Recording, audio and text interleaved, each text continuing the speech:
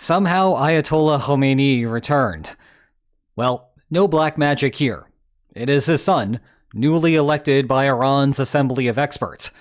And he is being dropped into a spicy situation, with rumors that the United States is considering putting boots on the ground to take another swipe at Iran's nuclear program.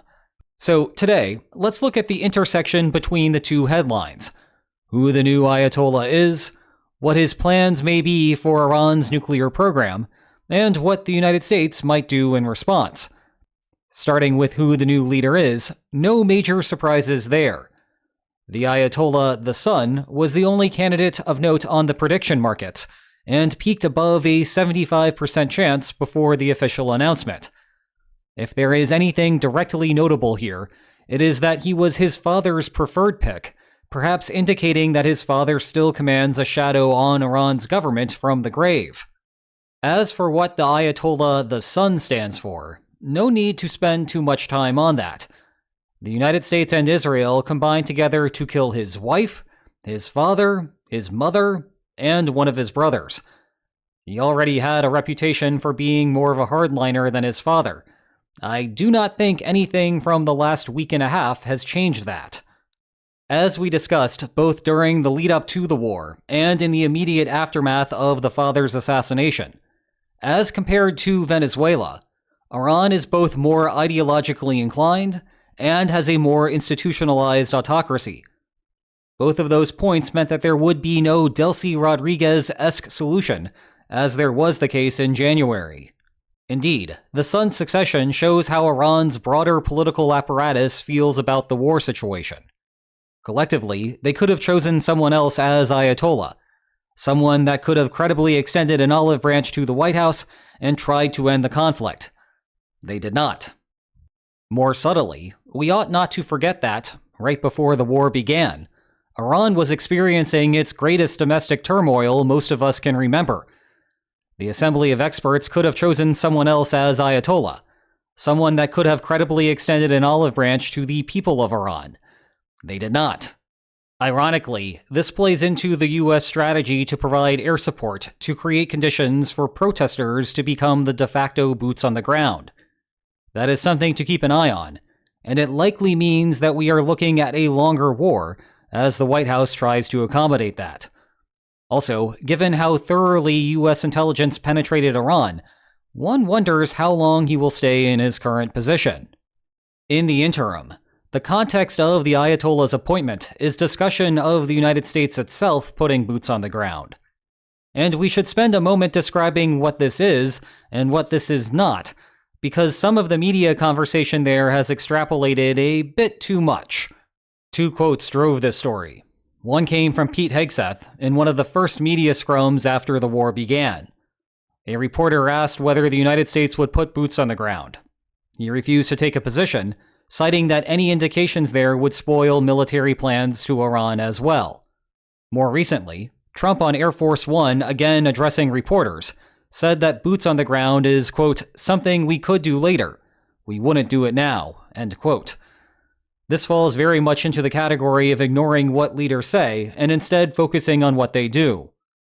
It is easy to fall into a trap that the United States will soon invade Iran, just as was the case with Iraq in 2003. But if we paid attention to what Bush was doing in the lead up to the Iraq War, he was deploying a ton of army personnel into the surrounding region who could actually do the invading. Trump has done nothing of the sort in Iran. It is the same reason why it was easy to predict a few months ago that there would be no traditional invasion of Venezuela. You cannot conjure an invasion force out of thin air. Back to Iran. Could the United States one day invade Iran? Sure. I am not sure that would be a good idea, but sure, it could happen. It is just that we would have ample warning that an invasion is plausible, and we basically have zero evidence of that today. Of course, I had to be very careful with my explanation there, because the United States did, in fact, put boots on the ground in Venezuela.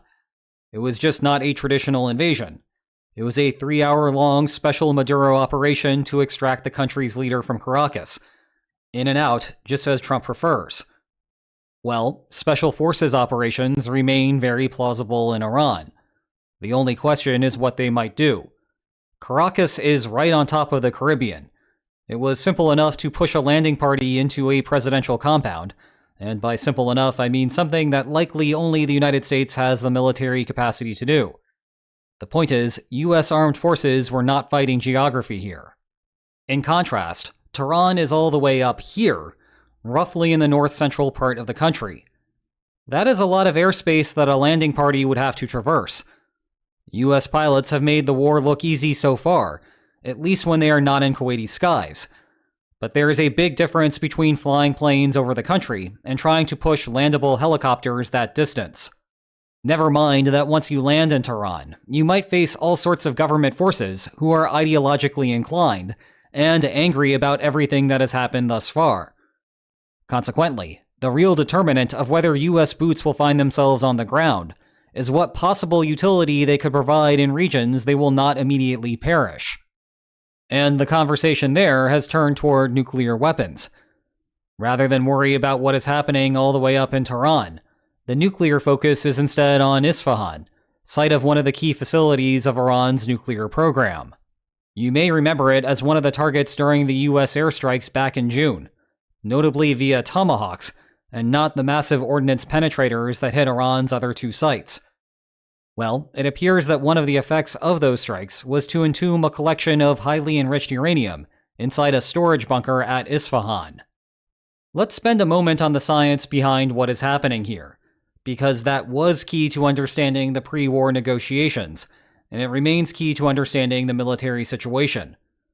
Iran has about 970 pounds of uranium enriched to 60% purity of the fissile 235 isotope.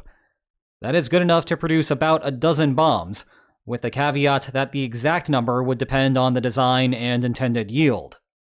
Unfortunately for Iran, 60% is not good enough to actually place in a bomb. 90% is the standard mark for weapons-grade fuel, though Iran could hedge that down a bit. But either way, 60% is not enough. To truly finish the program, Iran would need to extract the stockpile and run it through uranium centrifuges to purify it further. Although the difference between 60% and 90-ish% may seem like a lot, it is not. Naturally occurring uranium consists of less than 1% of the 235 isotope, but it gets easier to refine as you go. In fact, going from the natural stuff to 5% is about half the work. 60% to weapons grade is a relative blink of an eye. So, all told, the Iranian plan would be Phase 1, retrieve the uranium. Phase 2, spin it in some centrifuges. And Phase 3, assemble it in a bomb. Up to Iran to figure out how to profit afterward. Well, we are still in Phase 1 here. But reports indicate that, earlier this year, Iran was constructing tunnels to try to access the sealed-off uranium, with satellites observing mounds of dirt forming nearby. Now, at the start of the current hostilities, the United States did not bomb Iran's nuclear sites, despite having immediately jumped on them last June. Rather, it seems that war planners aimed for Iran's nearby defense infrastructure. The lack of urgency signals that the United States believes that Iran is not about to act on Phase 1 of that three-phase plan. It also puts us in a weird position where the administration's claims from last year that Iran's nuclear program was completely obliterated are false, but also that the reverse claims from Iranian officials and public skeptics that the strikes were irrelevant are also false. As for intentions, the new Ayatollah is not the type of person about to reverse course here. You may notice that I try to be careful to describe Iran as having a nuclear program, rather than a nuclear weapons program, because the father Ayatollah issued a fatwa against nuclear weapons in 2003. Cue the say versus do criticism.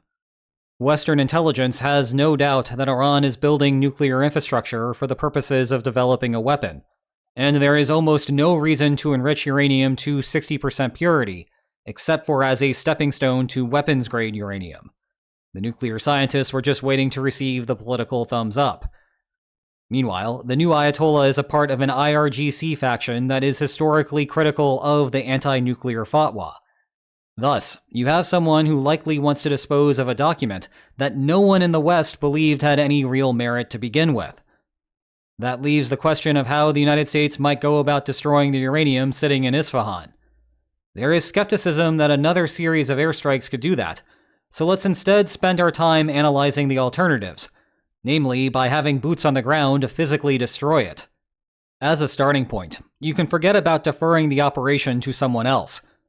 Kurdish forces, allegedly linked to CIA operations to start an organized resistance to the Iranian central government, are all the way in the northwest corner of the country. Even if they wanted to, and I doubt that they would, there is no way that they could get all the way to Isfahan in a meaningful time frame. Consequently, we are looking at a U.S. Special Forces operation, hence all of that earlier discussion about boots on the ground.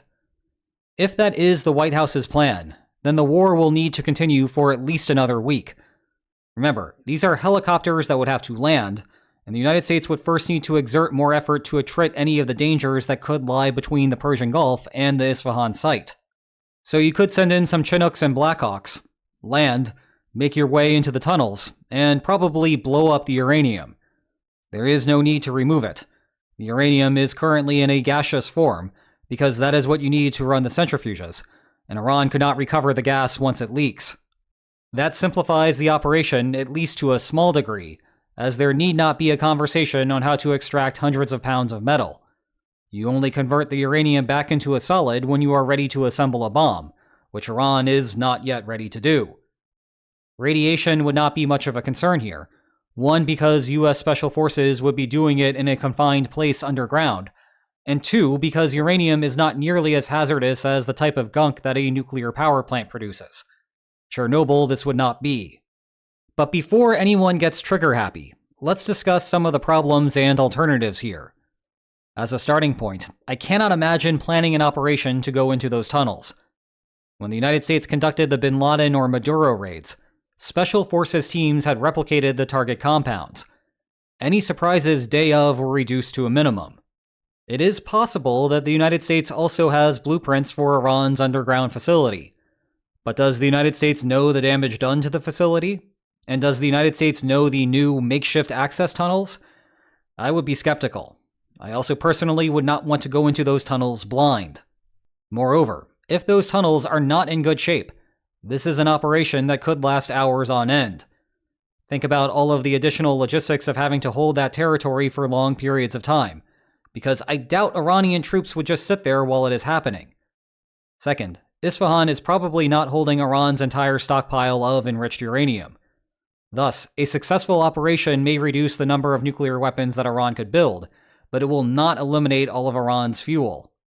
Third, given that, why not focus on targeting Iran's centrifuges instead? Centrifuge facilities have a much larger footprint. And remember, the uranium in its current form is worthless without the ability to refine it further.